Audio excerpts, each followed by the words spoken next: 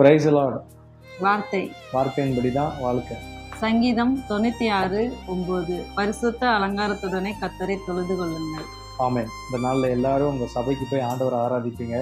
அதனால தான் சங்கீதக்காரனாகிய தாவீது சொல்லியிருக்கிறார், பரிசுத்த அலங்காரத்துடனே நீங்கள் கர்த்தரை தொழுது கொள்ளுங்கள். ஆமென். சில பேர் வெளியில் நல்லா மேக்கப் போடுவாங்க, அழகாக இருப்பாங்க, அவங்கள பார்க்க ஹீரோ மாதிரி இருப்பாங்க.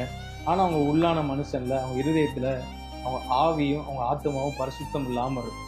அப்படி நம்ம போய் ஆண்டவரை ஆராதிக்கும் போது அது நம்முடைய வாழ்க்கையில் ஆசீர்வாதத்தை கொண்டு வராது. ஆனால் அதற்கு மாறாக நம்ம வெளியில் அழகில்லை, ஆனால் நான் தினமும் பைபிள் படித்து என்னோட ஆத்மாவை பரிசுத்தமாக வச்சுருக்கேன் அப்படின்னு நீங்கள் சொல்லும்போது, அந்த பரிசுத்த அலங்காரத்துடனே போய் ஆண்டவரை ஆராதிக்கும் போது அது உங்களுக்கு ஆசீர்வாதத்தை கொண்டு வரும். ஆமென். ஸோ பரிசுத்த அலங்காரத்துடனே கர்த்தரை தொழுது கொள்ளுங்க. அந்த பரிசுத்தம் என்கிற அலங்காரம் உங்களை அலங்கரிக்கும், உங்களை ஆசீர்வதிக்கும், உங்களை உயர்த்தும். ஆமென், ஆமென், ஆமென். God bless you. God bless you.